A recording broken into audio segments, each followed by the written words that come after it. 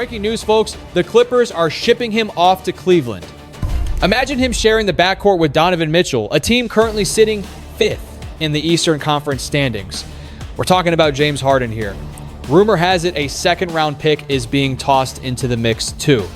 Then you have Darius Garland, 26 years old, a guy who has never missed a postseason beat in his entire career. But how did we get here? Let's rewind to Monday night, February 2nd, 2026. The Los Angeles Clippers are set to square off against the Philadelphia 76ers, Harden's old stomping grounds. But then, things get weird. The beard is abruptly scratched from the lineup for personal reasons. With the trade deadline breathing down their necks, that tag screams drama. Now sure, the Clippers dropped that game 128-113. But let's be real, nobody watched the scoreboard. The entire basketball world was fixated on one question. What is happening with James Harden? Did he skip work just to hit the nightclub scene again? Well, we didn't have to wait long for the truth. Shams Charania hopped on SportsCenter and dropped the kind of bombshell that makes you go, here we go again. The report? The LA Clippers and 11-time All-Star James Harden are actively working together to facilitate a trade. Before we dive into the juicy details, make sure you smash that like button and subscribe to the channel so you never miss a beat of this NBA drama. Apparently, the two sides are aligned, and this exit strategy is possible thanks to a mutual option in his contract for next season. We're looking at a $13 million partial guarantee that has opened the door for honest conversations over the last few days about his lack of a long-term future in Los Angeles. It's all about finding a mutually beneficial landing spot where Harden feels he can actually chase a ring. Meanwhile, you have a Clippers squad scrapping for their lives in the play-in race, and the front office is basically asking, can we swap him for pieces that actually fit our timeline?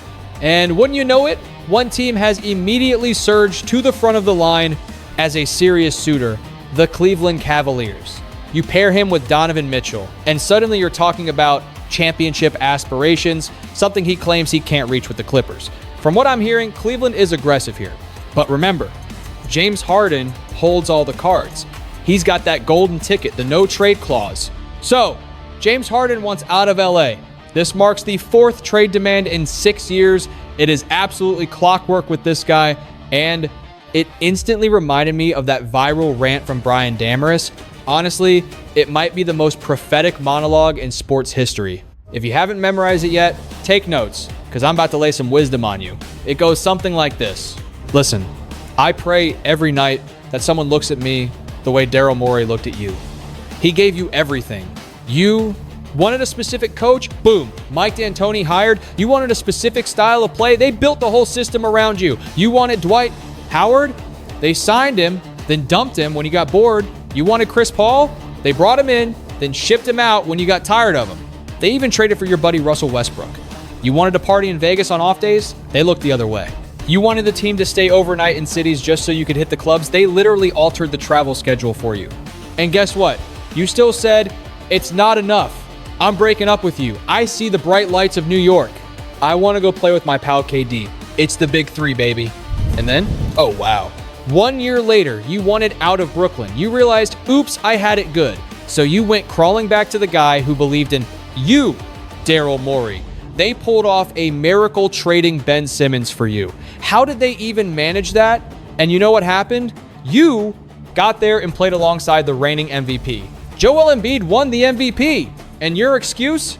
They didn't hand me the keys. Buddy, you're the point guard. You were holding the keys the whole time. And what did you do with them? You put up a measly 9 points in a Game 7 against Boston. You choked away a 3-2 series lead. They fired Doc Rivers for you. Still not enough. You broke up with the guy who trusted you all over again. You said, take me to the bright lights of LA. Maybe that will fix me. Look, James, we all have that one friend who constantly complains about their roommates. This guy is messy. That guy is loud. They whine about every single living situation. But they never stop to think. They never have enough self-awareness to realize that maybe, just maybe, they are the bad roommate. They are the nightmare. Hey, James, you are the problem. If you can't make it work this year in this system with this squad, you're just going to point fingers again. You're going to pack your bags, go home, and start swiping right for the next team. But guess what? Eventually, nobody's going to swipe back. Because, James, you aren't the beard anymore. You aren't the system. You are the problem. It is baffling, isn't it? Didn't this dude just tell the press he finally felt at home? Didn't he preach about building a legacy with the Clippers? Didn't this team just pull off one of the wildest turnarounds in NBA history? The Clippers were dead in the water at 6-21. Then they caught fire, winning 17 of their next 22 games. Ironically, that surge started the second they sent Chris Paul home. But I digress. The point is, right in the middle of a winning streak, James Harden decides he's done. Don't forget to subscribe for more updates on this mess. Yes, you are seeing this correctly. And I am going to connect the dots for you because the catalyst for this chaos is a pattern we have witnessed from James Harden repeatedly. A shadow that has dogged his steps his whole professional life. And frankly, the Clippers may have invited this disaster. But before we analyze the cause, make sure to subscribe to the channel, as I need to walk you through the entire timeline of events, because the drama meter on this situation has shattered the ceiling. Prize Picks has returned with their free square promotion for the Super Bowl, and I have crafted the ultimate strategy for us to exploit this opportunity. Just wait until you see the lineup. First, grab $50 when you place a lineup of $5 or more using my code microphone upon signing up for Prize Picks. Then lock in this selection. You can either pair the Drake May free square or do what I did and pair today's discounted special because it is Taco Tuesday. Luka Doncic only needs 25.5 points for his taco to cash. He is absolutely going to crush that number against the Brooklyn Nets. I also have Michael Porter Jr. recording at least 35 combined. Points, rebounds, and assists. Plus, Tyler Kolek attempting at least 3 shots from beyond the arc. I wagered $25 to win $150. I also share extra plays on my Instagram, Patreon, and our Discord server, which is the second link. At the top labeled Get My Picks Here. It is a winning link that will transport you to a community where we are cashing out on a daily basis. Big thanks to Prize Picks for sponsoring today's video. Mic check 1, 2, what is happening? Everyone, if you are enjoying the coverage, smash that like button. You have to grasp the full context here to realize how insane this scenario truly is. Rewind to September of 2024. James Harden hops on the Joey Lynn podcast and declares to the globe that I am home. I have no intention of going anywhere. I want to build a legacy. Those were his verbatim remarks. It is not a quote. Twisted by context. The media did not spin a narrative. He stared directly into the lens and spoke it into existence. And that was not an isolated incident. In January of 2024, a reporter asked him point blank, "Do you want to retire with the Clippers?" Harden did not blink. He said, "I thought the same thing last team. I am here, home. You know, we have an opportunity. I want to keep a core together for a few years." He noted he had not had that chance recently. So things are going well, and I am happy. Then, jump ahead to just last month, January of 2026. Harden told ESPN that he felt truly blessed to be competing in his hometown. He said, "Man, the support has been top tier since I arrived, and today was special. We dropped the Hellcat limited editions, and I feel the love, man. The love is definitely appreciated." But, you know, this whole organization from the executive suite down has shown me love, and I sort of want to pay that back. So I wanted to gift them some sneakers and celebrate tonight and the love I hold for them for the long haul. So that counts as 3 separate times James Harden has pledged his loyalty to the Los Angeles Clippers. And the narrative spirals when you recognize this is actually the 4th time James Harden has pulled this maneuver. Flashback to Houston in November of 2020. Despite the Rockets handing him the world, James Harden threw a fit to force a trade. This included arriving at camp looking heavy and going viral, rumored to be a fat suit, and then hurling a basketball at Jae'Sean Tate during practice. He was shipped to Brooklyn, only to demand a departure from the Nets by February of 2022. He was desperate to rejoin Daryl Morey. Philadelphia was viewed as basketball nirvana for him. He was pairing up with an MVP. He was the point guard alongside arguably the most dominant big man in the NBA at that time. But when that situation soured, he demanded an exit yet again, infamously grabbing headlines for saying this about his GM. Daryl Morey is a liar. Let me repeat that. Daryl Morey is a liar, and I will never be part of a franchise that he runs. So he gets dealt to the Los Angeles Clippers. Claims he is thrilled to be back home, and now he demands a trade again. 4 requests across 4 distinct franchises. At this stage, James Harden does not simply request trades. This is his annual ritual. Forget All-Star weekend. James Harden's true holiday is the trade deadline. But keep this vital detail in your mind as we analyze this. There is a specific trigger for this rapid flip-flop. And when I reveal it, the puzzle will come together perfectly later in this breakdown. Before we expose exactly why James Harden wants to leave, you have to realize what he is walking away from. That is what makes this baffling. Just look at John Collins' reaction to this news. I do not know too much right now. We will continue to watch how it plays out. Would it be a disappointment to see him leave now? Hell yeah. I mean, it would definitely be a shock for me. I feel like for the squad, with our season turnaround. So it is definitely something unexpected, different. This came completely out of left field, but folks, we are tracking this situation live as it unfolds. You saw John Collins' face. He is confused. We are all confused. Let's break down the frustration. The Clippers kicked off this season with a horrific record of 6 wins and 21 losses. That is not just bad, that is catastrophic. Opening night, the Jazz dismantled them by 21 points. The locker room was a morgue. 0 energy, 0 hope. Let me put this in perspective. In NBA history, 121 teams have started 6-21 or worse. Guess how many made the playoffs? 2. Just 2. The Baltimore Bullets back in 1952 and the Cavs in 84. That is the mountain the Clippers had to climb. It was mission impossible. But then, a switch flipped. Around December 20th, everything changed. They went supersonic, winning 17 of their next 22 games. Kawhi Leonard, he went full Terminator mode, dropping 30 pieces in his sleep. He was lighting it up from deep, shooting over 41%, and locking opponents down with 2 steals a night. And the beard? James Harden was cooking right beside him, averaging 24.4 points and 8.1 dimes. We haven't seen him score like this since his Houston days back in 2019 when he was collecting scoring titles for fun. They made history, folks. First squad ever to go 3-16, then flip the script and go 16-3 in the same year. It was so wild that Clippers writer Robert Flom had to literally eat his words, printing out a pessimistic tweet and swallowing it whole. Props to him for owning it. The team rocketed from dead last all the way up to the 9th seed. They were nearly unbeatable at home, going 10-1 during that run. It looked like a Hollywood miracle script. And Harden, he was making history. On January 12th, he passed the Big Diesel, Shaq, to take the 9th spot on the NBA's all-time scoring list. He is top 10 in scoring, 12th in assists, and trails only Steph Curry in 3-pointers made. The man is a legend.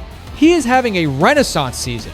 So why in the world is he demanding a trade right now? Before we get to the money, make sure to smash that like button and subscribe for more breaking NBA updates.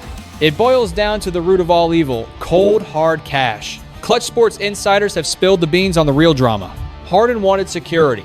A 2-year, fully guaranteed bag worth $80 million kicking in after this season. And the Clippers front office? They didn't say maybe. They didn't say we'll see. They gave him a hard no. Why? Because the organization is obsessed with keeping their salary cap clean for the summer of 2027. They refuse to tie up money beyond the 26-27 season. Insiders Mark Stein and Jake Fisher confirmed this is the breaking point. It is a contract standoff, plain and simple. Harden wants a safety net. The Clippers want an open checkbook for the future. And those 2 goals are at war. It gets even messier when you look at Harden's current paper. He inked a 2-year, $81.5 million pact last summer. He is pulling in $39.2 million right now. Next year is a player option for $42.3 million. But listen closely, this is the kicker. Only $13.3 million of that option is guaranteed. Theoretically, Harden could opt in, and the Clippers could cut him before July 11th. They'd only owe him $13 million instead of the full $42. If you are a 36-year-old Hall of Famer putting up 25 and 8, you are not sleeping easy knowing the team can dump you for pennies on the dollar. Look at it through Harden's eyes. The guy literally took a pay cut to run it back. He opted out, re-signed, and played ball with a deal designed to help the team, not him. Now, for the second summer in a row, he is staring at a short-term deal with partial guarantees. History is repeating itself. He negotiates, he compromises, and he ends up with 0 long-term security. In 2024, it was 2 years, $70 million player option. Last summer, he declined that to sign this current confusing deal, $81.5 million. But again, player option, partial guarantees. It is a cycle of uncertainty. Eventually, Harden looked in the mirror and said, I keep sacrificing for this franchise, and they keep giving me the eject button. So, why is the year 2027 the holy grail for the Clippers?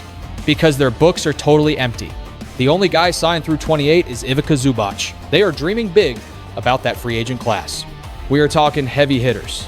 Nikola Jokic, Giannis, Steph, A, D, Donovan Mitchell, all potential free agents. The Clippers want enough cap space to go big game hunting. Giving an $80 million bag to a 37-year-old Harden destroys that dream. I get it. Both sides have a point. Harden isn't crazy for wanting to get paid. He has produced, and the Clippers aren't wrong for wanting flexibility. That is just smart asset management. But here is the foul. You cannot tell a player, we love you, you are our future, and then refuse to sign the paper. That mixed message sparked this fire. Remember that John Collins reaction I showed you earlier? It makes sense now. But look at Kawhi. He is totally unbothered. Classic Kawhi response to his co-star demanding out. I have no comment. I respect his decision. Ice cold. Hit that subscribe button and let me know in the comments whose side are you on. I'm out. That wraps that up. Look, he's still my guy, someone I rely on completely. But let's pivot. We've covered the why behind his exit strategy, but the where is the real head scratcher. This is where the narrative takes a wild turn. We understood his motivation, but the front runner to land him came out of left field, the Cleveland Cavaliers. And believe it or not, they actually pulled the trigger. Tuesday night, the bombshell dropped and hit the news wires. The Clippers have shipped James Harden to Ohio in a blockbuster swap for Darius Garland and a second rounder in 2026. You heard that right. 0 first rounders involved, no filler, pieces, no messy three-way exchange, just 2 elite floor generals changing zip codes with a minor pick attached. Just like that, Harden suits up for franchise number 6. But don't click away because the subtext here is fascinating. This goes way beyond X's and O's. Cleveland didn't wake up and decide to gamble for fun. The motivation is downright wild. Why detonate their foundational quartet of Mitchell, Garland, Mobley, and Allen? One name, Donovan Mitchell. Before we dig into the details, smash that like button if you love NBA drama. Now, insider Brian Windhorst dropped the nugget, suggesting the vibe in Cleveland is that faith in this roster has evaporated. The root cause? Absolute terror that Spida won't put pen to paper on an extension. Mitchell's contract is secure through the 2026-27 campaign, with a player option for the following year. That means if he sours on the team, he walks in the summer of 27, leaving the Cavs empty-handed. Management feels the clock ticking. This might be the final window to lock him down. It makes sense. They crushed the regular season last year, going 64-18 to top the East. Yet, they choked in round 1 against Indiana. Despite 9 years in the league, Mitchell still hasn't sniffed a conference finals appearance. That failure has to burn. If the Cavs flop again, why on earth would he sign away the next 4 years? He'd likely hit the open market and bolt for the bright lights of a major city. Cleveland knows this, and the panic button has been smashed. That explains the January 31st shakeup. They shipped DeAndre Hunter to Sacramento in a 3-team shuffle to kick off the trade deadline fireworks. That move netted them Dennis Schroeder and Keon Ellis. To the casual fan, it looked like a standard bench upgrade. Schroeder provides veteran savvy, putting up 13 points and 5 dimes a night. Ellis brings something else: young, defensive grit. He is elite. One of only 2 guys averaging 2 steals and a block per 36 minutes this year. But don't be fooled. The real game was financial. Hunter was on the books for $23 million this season, rising to nearly $25 million next year, dumping him cleared about $50 million in wages and tax penalties, getting them out of the restrictive second apron. Make no mistake, that was a calculated first step. The Hunter deal was them clearing the runway for something massive. They needed that breathing room specifically to swallow James Harden's $39 million paycheck. Yahoo Sports reporter Kelly Iko confirms this wasn't impulsive. The Cavs have been eyeing the beard since December, back when LA was drowning with a 6-21 record. This was a long con. Now, Let's analyze the mechanics of swapping Garland for Harden. Financially, it's a seamless fit. Their contracts are nearly identical. Harden earns $39.2 million, while Garland sits at $39.4 million. The money works straight up. However, the actual value exchange is where fans are divided. You are trading a 26-year-old double all-star for a 36-year-old past his prime MVP. It defies basic GM logic. You don't swap youth for age. But wait, hear me out. The counterpoint is durability. Garland is fragile. He had off-season toe surgery and has only suited up 26 times this entire campaign. He's been sidelined for 9 straight with a toe sprain. Harden, on the other hand, he's been an Iron Man, playing 44 or 48. Cleveland doesn't care about 5 years from now. They care about today. It is all about placating Donovan Mitchell and chasing a ring before he potentially exits. If you run the Cavs and you think Harden is the key to a title and keeping your superstar, then you take the risk. Birth certificates don't matter when a championship is on the line. Plus, the on-court fit is surprisingly solid. At 6'5", Harden brings size that the 6'1" Garland lacks. It solves the tiny backcourt issue that has plagued Cleveland all year.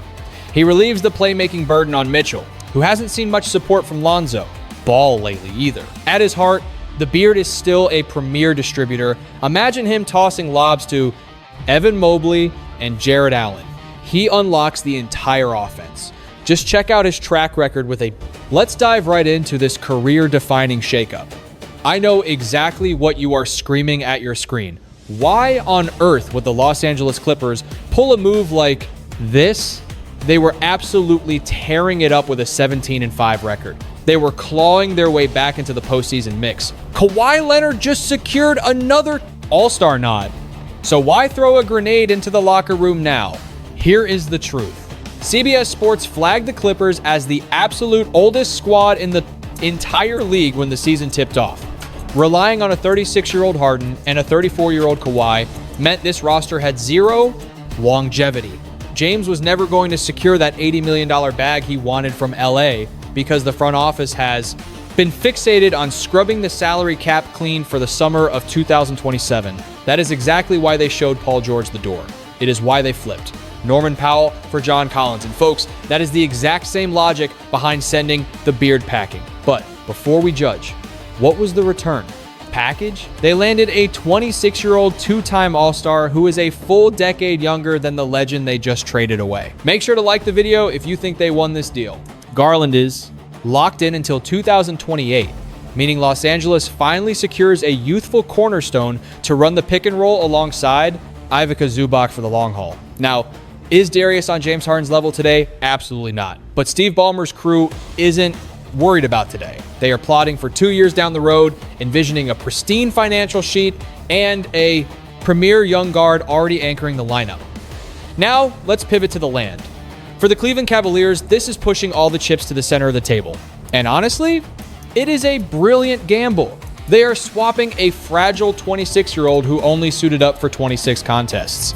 This year for a durable 36-year-old dropping 25 points and 8 dimes, appearing in 44 of 48 games. Plus, they dumped that massive Garland contract. We are talking $42 million next season and $45 million the year after. And they replace it with Harden's deal, which features a player option with just $13.3 million guaranteed. This gifts Cleveland massive financial breathing room this offseason.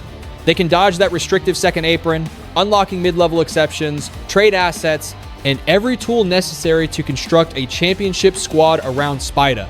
Don't forget to subscribe if you want to see how this plays out. That is the entire point of this blockbuster. This deal is basically a desperate love letter to Donovan Mitchell. It is the front office screaming, "We are done with first-round exits. We are chasing the ring. Please don't leave." On the hardwood, pairing the Beard with Mitchell creates a nightmare matchup for the Eastern Conference. Standing 6'5", Harden offers 4 inches over Garland, instantly solving that tiny backcourt problem. You now have 2 elite creators who can generate their own offense, dissect defenses in the pick and roll, and feed Evan Mobley and Jared Allen easy buckets. Remember, the Clippers were operating as the 3rd best offense in the league whenever Harden ran the point this year. Picture that efficiency alongside Mitchell, Mobley, and Allen, backed by Keon. Ellis and Dennis Schroeder in the second unit. That is a legitimate title threat. I have to give props to the Cavs for pulling the trigger on this. Swap. The Garland experiment had clearly run its course. It is one of those rare moments where shipping out youth for a veteran star actually makes perfect sense to chase a banner. Honestly, I think both franchises hit a home run here, but I want to hear from you. Drop a comment below who actually won this trade. Also, did you catch the news? The Utah Jazz just made a massive move for Jaren Jackson Jr., and the whispers surrounding Giannis have officially turned into shouting matches. A new mystery team is emerging as a suitor for the Greek Freak as soon as tomorrow. Check out the video on your screen right now. For the full breakdown on that drama, I'm your host, Mike, signing off. Catch you in the next one.